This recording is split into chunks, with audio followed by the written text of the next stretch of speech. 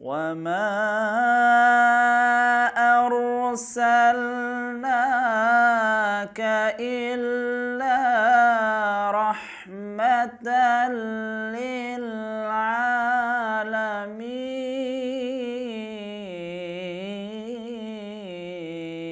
السلام عليكم ورحمة الله وبركاته.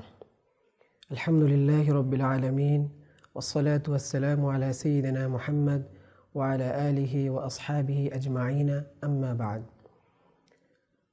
সম্মানিত দর্শক, সৃষ্টির সেরা মানব হযরত মুহাম্মদ মুস্তাফা সাল্লাল্লাহু আলাইহি ওয়াসাল্লাম শিরোনামে ধারাবাহিক পর্বের আজকের চতুর্থ পর্বে আপনাদের সকলকে স্বাগতম। আজকের পর্বে আমরা আলোচনা করব কেমন ছিল রাসূল সাল্লাল্লাহু আলাইহি ওয়াসাল্লামের পারিবারিক জীবন। সিরাতের গ্রন্থসমূহ থেকে এটা স্পষ্ট হয় যে পারিবারিক জীবনে রাসূল সাল্লাল্লাহু আলাইহি ওয়াসাল্লাম ছিলেন একজন আদর্শ পিতা, একজন আদর্শ স্বামী ও তার স্ত্রীদের জন্য জগতের শ্রেষ্ঠতম নিয়ামত। রাসূল সাল্লাল্লাহু আলাইহি ওয়াসাল্লাম নিজের কাজ তিনি যখন দাওয়াত দিয়ে ঘরে ফিরতেন, ঘরে ফেরার পরে তিনি স্ত্রীদের খোঁজ খবর নিতেন, তাদের প্রত্যেকের ঘরে ঘরে যেতেন, তাদের অবস্থা সম্পর্কে জানতেন। রাসূল সাল্লাল্লাহু আলাইহি ওয়াসাল্লাম নিজের কাজ নিজে করতে পছন্দ করতেন এবং ঘরের প্রতিটি কাজে স্ত্রীদেরকে তিনি সহযোগিতা করতেন।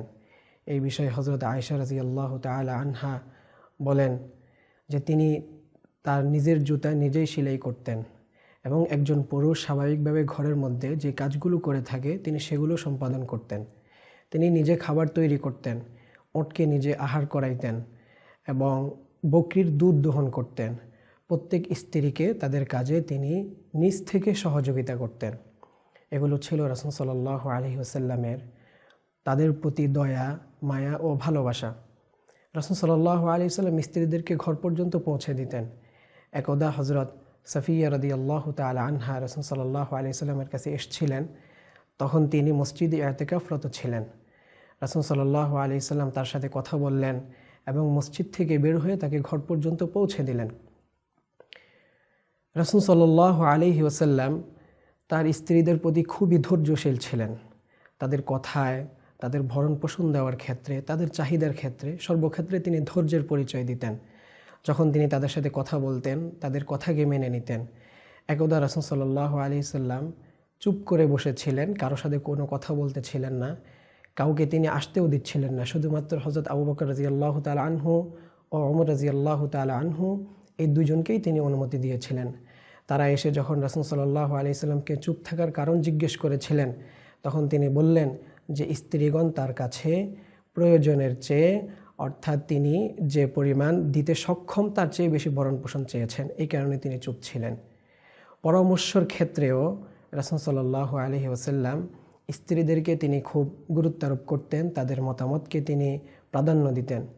হুদাইবিয়ার সন্ধির সময়ে হযরত রাসূল আকরাম সাল্লাল্লাহু আলাইহি ওয়াসাল্লাম যখন সাহাবায়ে কেরামকে হালাল হয়ে যাওয়ার জন্য নির্দেশ দিলেন, সাহাবায়ে কেরাম সকলেই ইতস্তত করতেছিলেন।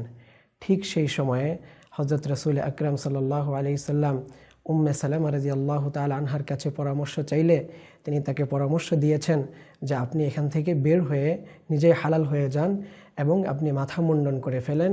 রাসূল সাল্লাল্লাহু আলাইহি ওয়াসাল্লাম তার পরামর্শকে গ্রহণ করে সেটাই করলেন, আর রাসূলকে দেখে দেখে সব সাহাবায়ে কেরাম তাই করে নিলেন। এগুলো ছিল রাসূল সাল্লাল্লাহু আলাইহি ওয়াসাল্লামের সর্বক্ষেত্রে তার স্ত্রীদেরকে, পরিবারকে তিনি প্রাধান্য দেওয়া, তাদেরকে কিভাবে সুখে রাখা যায় তিনি সেই চেষ্টাটুকুই করতেন। হযরত আয়েশা রাদিয়াল্লাহু তাআলা আনহা বর্ণনা করেন, একবার আমার বাড়ির সামনে আমি রাসূল সাল্লাল্লাহু আলাইহি ওয়াসাল্লামকে দেখেছি যে হাফসিরা খেলা করতেছিল। ঠিক সেই সময়ে রাসূল সাল্লাল্লাহু আলাইহি ওয়াসাল্লাম তার চাদর দিয়ে আমাকে ঢেকে বলতেছেন, হে আয়েশা, এদেরকে দেখো যে এরা কিভাবে খেলা করতেছে। এগুলো রাসূল সাল্লাল্লাহু আলাইহি ওয়াসাল্লামের স্ত্রীদের প্রতি তার দয়া, মায়া, সহনশীলতা এবং ভালোবাসা ছিল।